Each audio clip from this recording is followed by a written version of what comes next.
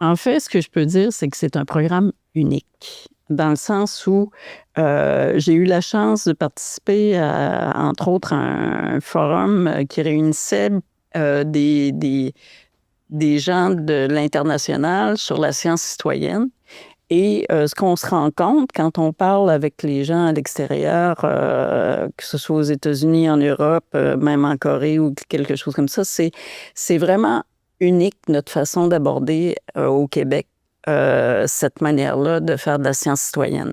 C'est-à-dire, c'est pas unique dans le sens où il y a beaucoup d'endroits où il va y avoir une proposition de recherche qui va émerger, de la population. C'est le principe, entre autres, de d'autres types de projets de type recherche communautaire, basés sur les communautés, mais sous le format d'une personne citoyenne qui pose une question, qui forme un duo avec un chercheur ou une chercheuse. C'est assez unique. Je ne connais pas d'autres endroits où ça se fait. Et ça mène à des choses qui sont surprenantes. Les chercheurs et les chercheuses, moi, ce que j'entends à chacune des rencontres qu'on a avec les duos, c'est toute la pertinence. Ils se rendent compte de la pertinence de la science pour la société. Oui, c'est des sujets qui sont une passion commune, c'est sûr. Tu sais, tu fais pas une carrière en recherche sur un sujet parce que, à moins que ça sans passion, ça c'est clair. Mais de voir qu'un citoyen ou une citoyenne est aussi passionné que toi sur un sujet donné ou sur une préoccupation X, c'est une rencontre qui est formidable. Tous les projets donnent quelque chose. Tous les projets amènent plus loin la connaissance. Tous les projets peuvent donner lieu à des changements. Ne serait-ce que dans la perspective des personnes, déjà là, c'est un gros changement. Quand je disais la culture scientifique, c'est au cœur de tout ça. Mais tu sais que ça peut avoir des répercussions aussi sociétales qui peuvent être importantes, des répercussions environnementales qui peuvent être importantes. Puis ces gens-là, ça va faire des petits, du moins on le souhaite. Il y a un citoyen de la Gaspésie qui me contacte, un artiste, qui me dit « J'ai entendu tel témoignage, le témoignage de Julie Coulombe, puis il dit « Quand j'ai entendu ça, ça m'a juste donné le goût de poser une question. » Puis il a participé au programme, puis il a formé un duo, puis il est en train de faire un projet sur sa thématique à lui. C'est qu'est-ce qui attire les artistes en Gaspésie en particulier. Donc, donc sa perspective. Mais c'est en entendant le témoignage de Julie qu'il s'est dit, ben pourquoi pas moi? Et ça, c'est le genre de choses que je me dis, bon, ben OK, c'est parfait. C'est exactement ça qu'on veut. Moi, ce que j'entends, c'est que en termes de développement de collectivité ou des choses comme ça, la prise en compte citoyenne, c'est une perspective qui est importante. C'est une question d'écoute, c'est une question d'ouverture, c'est une question aussi de prendre en compte ce qui émane du milieu, ce qui émane des collectivités pour le transposer en termes de décision ou d'orientation. Et ça, c'est quelque chose qui est important. Donc, en fait, il y a le dialogue sciences et société, puis il y a le dialogue société et décideurs. Là, et de ce côté-là, en fait, je vais faire un petit aparté. Nous, l'écoute des décideurs, par exemple, par rapport à la science, on a un programme de conseil scientifique, des scientifiques en résidence à l'intérieur des villes, à l'intérieur des ministères, tout ça. Et ces gens-là sont capables de transposer. L'idée, c'est que ces gens-là transposent pour les résultats de la science, pour aider les décideurs à orienter leurs grandes orientations, leurs plans d'action, des plans d'aménagement ou des choses comme ça. Il y a plusieurs thématiques qui sont abordées là-dedans qui dépendent des besoins des villes. Tant qu'il y a du dialogue, bien sûr, et du dialogue éclairé, c'est là que je pense que la recette existe pour amener des solutions concrètes à des problèmes concrets. Que ce soit des enjeux, comme je disais, très local, très régional, très provincial ou voire international. Il y a beaucoup de défis, beaucoup d'enjeux. C'est quelque chose qui est en émergence. Tu sais, ça a quoi, une quinzaine d'années, vingtaine d'années. Au Québec, ça fait 5 ans. 5-6 ans qu'on a un programme comme engagement. Parmi les défis qu'on a, c'est bien sûr au niveau institutionnel, au niveau, les gens dans les institutions ne sont pas nécessairement habitués à avoir des projets de sciences citoyennes. Ça peut créer des obstacles. Un obstacle aussi simple qu'on demande à un duo, chercheurs-chercheuses, citoyens-citoyennes, de faire un projet de recherche et on demande, par exemple, à la personne citoyenne de contribuer à la synthèse des connaissances. Pour faire une synthèse de connaissances, il faut que tu aies accès à une bibliothèque universitaire, où l'accès est limité aux membres de la communauté universitaire. Donc, certains citoyennes et certains citoyens se sont mutés au fait de se faire dire, ben c'est parce que vous n'êtes pas membre de la communauté universitaire, donc les ressources, normalement, vous ne devriez pas y avoir accès. Ça a beaucoup évolué, ça a fait changer assez vite de ce côté-là pour atténuer ce genre d'obstacles-là. D'autres obstacles qui sont vraiment importants, ça, c'est des obstacles plus de nature sociale, des groupes marginalisés.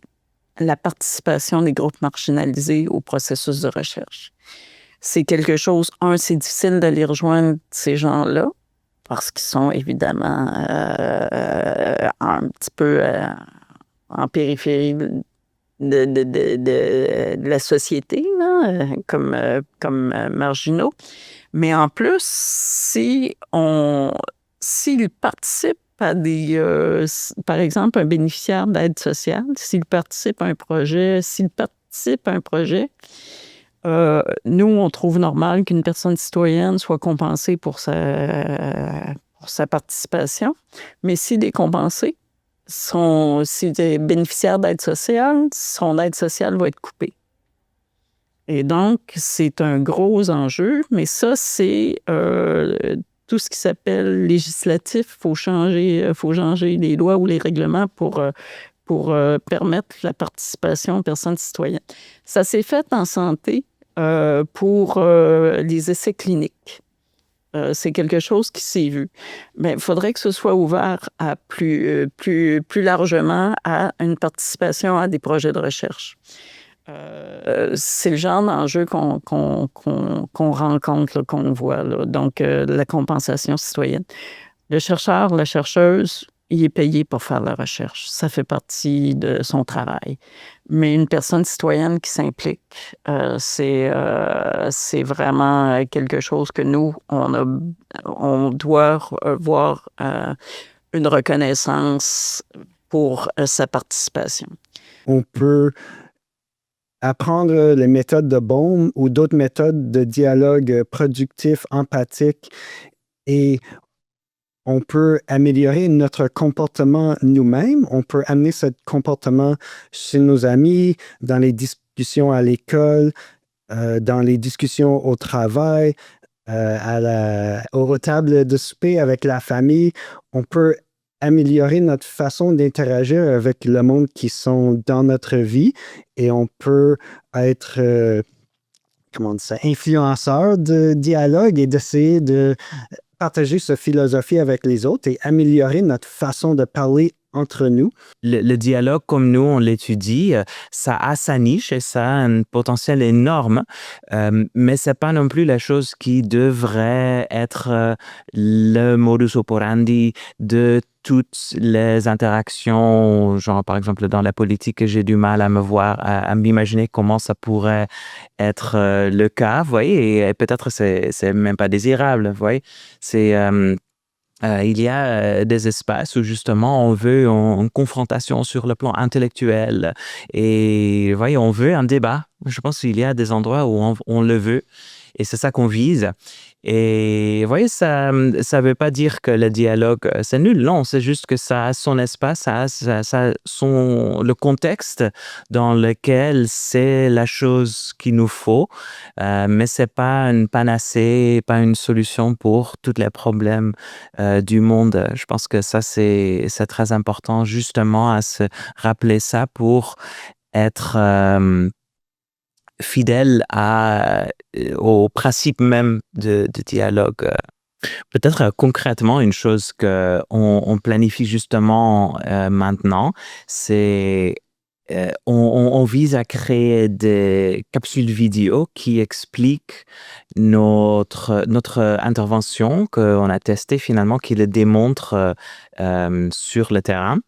Et on aimerait aussi réinviter tous les participants qui ont participé à venir et à bénéficier de tout ce qu'on a trouvé. Donc, dès qu'on a les résultats, de leur les communiquer. Donc là, on est encore en train de récolter les dernières données. Donc, on n'est pas encore rendu là, mais ça s'en vient.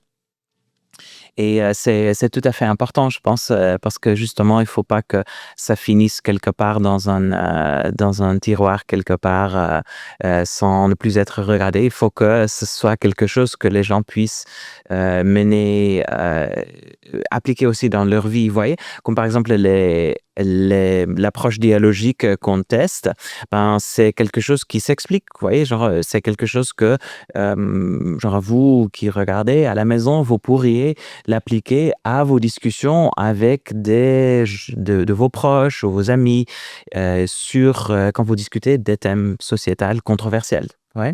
Donc, je pense que c'est quelque chose qui a plein d'applications possibles. Et ça, ce sera la dernière phase de ce programme d'engagement, de diffuser les résultats et les rendre accessibles à un plus grand nombre de personnes potentiellement intéressées. Oui, pour moi, je dirais que mon espoir, c'est que ça continue et que ça grandit plus large que nous. Ça serait vraiment fun si ça serait une étude qui serait répétée. Cette recette, et peut-être pas juste d'étudier la méthodologie de Bohm, mais d'autres méthodologies de dialogue. Il y en existe plein d'autres. Ça serait intéressant de voir des études semblables, scientifiques, qui vont faire à peu près la même méthodologie, mais avec d'autres formes de dialogue.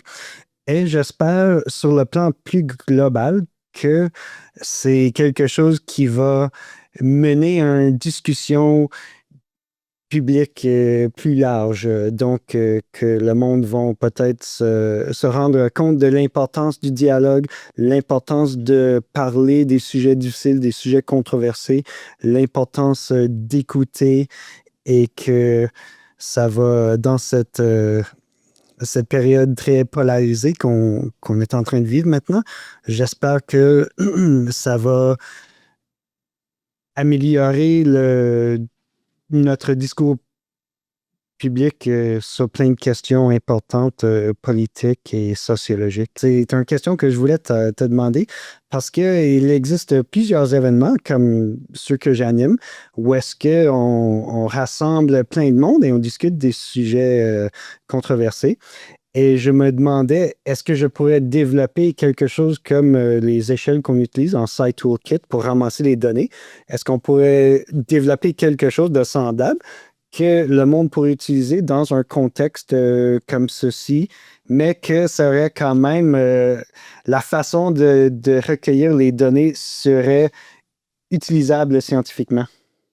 Ouais, moi je trouve ça une super idée en fait, parce que effectivement ça permettrait de élargir les données qu'on a à disposition, parce que oui, il se passe plein de choses comme des événements par exemple, il y a plein de gens qui viennent chaque semaine, chaque 2 semaines, je sais plus quelle est la fréquence. Et donc ce sera en fait un mine d'or des données qui sont pour l'instant pas exploitées. Donc, moi, je pense, oui, oui, tout à fait, ce sera super. Et je pense qu'il y a des choses que justement on pourra faire qui seraient d'une rigueur scientifique aussi. Donc, tout à fait. Je pense que ça serait un super euh, étape suivante. All right, ben go. Et lance le projet maintenant. C'est ça, c'est ça. Inscrivez-vous sur Click and subscribe. Tous les autres, des agences forestiers, des biologistes, des gens en conservation, des OBNL en conservation, tout ça, ça fait un groupe assez divers et ça fait des conversations intéressantes quand les gens sont autour de la table. Et donc, on a vu avec ce premier colloque, en fait, comme Carl mentionne, une des questions qui sortent assez rapidement, c'est l'acceptabilité sociale et éthique qu'on avait probablement sous-estimé en posant les objectifs au début.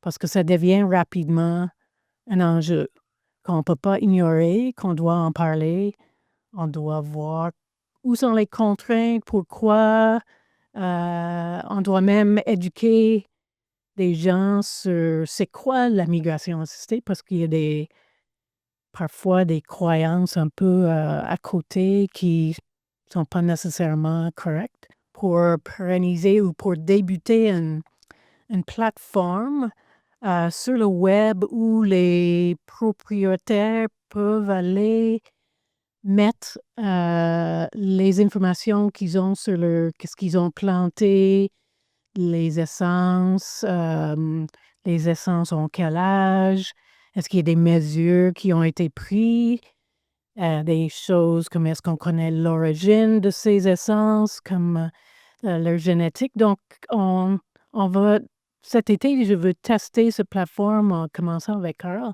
et d'autres propriétaires qu'on a rencontrés au colloque comme façon de mettre des données en commune et aussi échanger des informations entre des propriétaires qui sont intéressés par cet enjeu. Donc ça, c'était une façon qu'on va essayer de pérenniser. Et je pense qu'il y avait une autre idée aussi comme une communauté peut-être en ligne. Oui, dans les médias sociaux, Ouais. les propriétaires sont rejoignables, je dirais, relativement facilement parce que il y a des questions qui se posent pour un propriétaire qui veut planter un arbre. Il doit, si c'est pas une épinette, si c'est une essence qu'on est moins habitué, c'est compliqué parfois de trouver soit des semences ou des jeunes plants, soit trouver. Fait qu'il y a beaucoup de réseautage qui débute par des questions de base comme où puis-je trouver un platane occidental ou un chêne bicolore. Donc, par les médias sociaux, il y a tout une communauté qui est plutôt discrète, je dirais, mais qui existe. Sinon, effectivement, il y a des moyens de réseauter les propriétaires par peut-être un outil cartographique en ligne, peut-être, là, où on pourrait avoir, par exemple, sur l'île de Montréal, à ma connaissance, il y a une plateforme où est-ce que tous les arbres plantés en milieu public, toutes les essences, l'année de plantation dans les parcs urbains, puis tout ça, tout est recensé, toutes les espèces, les cultivars, quand c'est des arbres d'origine horticole. Donc, c'est des outils qui existent à d'autres échelles. Une partie d'être capable de faire avancer ces projets, c'est de connaître ou de trouver la personne ou les personnes qui ça les touche ou ils veulent prendre le bâton et aller avec. Et souvent, ça peut prendre du temps de trouver ces gens-là dans le milieu pertinent de, OK, qui dans les différents niveaux de gouvernement sont ouverts à ça et qui aimeraient pousser les choses plus loin.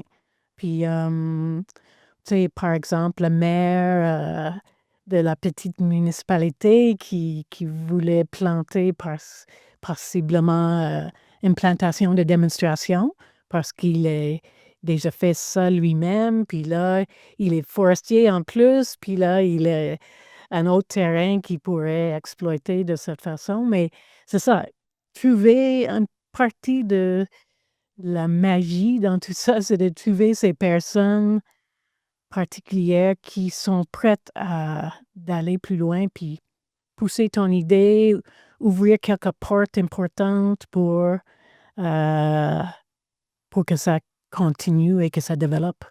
Mais ça, c'est toujours une partie du fun.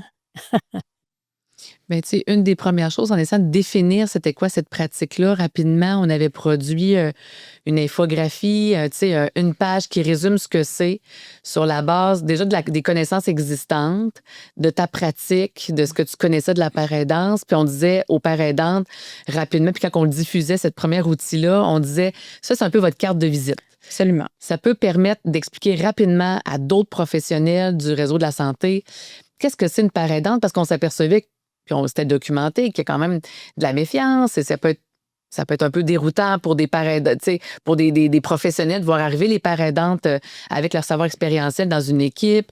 Ils vont-tu prendre ma place? À quoi ça sert? Tout ça. Fait que ça permettait rapidement de camper qu'est-ce que c'est, puis d'avoir comme cette carte de visite-là. Puis je me souviens de l'avoir entendu souvent, comment que c'était aidant, tu sais, rapidement. Puis on n'a pas attendu 3 ans pour leur fournir ça. Puis après, quand on a fait les groupes de discussion, il y a eu des paraidantes qui ont participé, mais effectivement, ce que tu nommes, c'était pas prévu au départ que ça amène autant d'implication puis de motivation à ces paraidantes-là de participer, elles aussi, à la recherche, mais là, comme participante, pas comme idéatrice de l'idée du projet de recherche, mais d'être là comme participante très engagée, voir que la recherche peut être un véhicule pour faire grandir la notoriété et la crédibilité de cette pratique-là. Fait que c'est sûr qu'après, dans ce qu'on a découvert, dans ce qu'elles nous ont dit de leur pratique, on a pu aller plus loin en faisant un poster qui précisait plus, c'est quoi les interventions qu'elles font, les paraidantes? Qu'est-ce qu'elles mobilisent comme savoir quand elles font leurs interventions? Faire savoir, elles sont où ces paraidantes-là? Comment on les rejoint? Fait que donc ça a été rapidement aussi d'autres choses qu'on a produit. Encore un format assez accessible, un poster, mais des versions plus réduites aussi, très diffusables, gratuits aussi, disponibles en ligne, qu'on pouvait faire tourner. On les a transférés à tellement de monde, ces infographies-là, les rendre disponibles, faire voir, il y a une ligne d'écoute en paraidance famille, fait que faire connaître cette ligne d'écoute-là aussi. Fait que c'est des exemples concrets, tu sais, notre idée, c'était vraiment de documenter le déploiement de cette pratique-là, mais de faire connaître cette pratique-là. Fait que rapidement, on n'avait pas besoin d'avoir des grands résultats pour tout de suite commencer à structurer ça. Puis, étant donné nos liens assez étroits avec le communautaire ou le milieu de pratique, c'était facile pour nous d'envoyer ça ou c'était facile pour nous de fournir ces outils-là à diverses personnes assez stratégiques qui ont de l'influence. Donc, c'était des outils, comme Marie-Hélène dit, ou des notions qui ont pu descendre dans le réseau, ce qui est dans le communautaire. Fait que s'il y a de quoi, la paraidance famille, c'est devenu... c'était moins, pas un tabou, mais c'était plus facile puis accessible de savoir ça fait quoi, c'est quoi l'utilité de cette pratique-là. Là. Ben, Marie puis moi, on est de la dynamite. On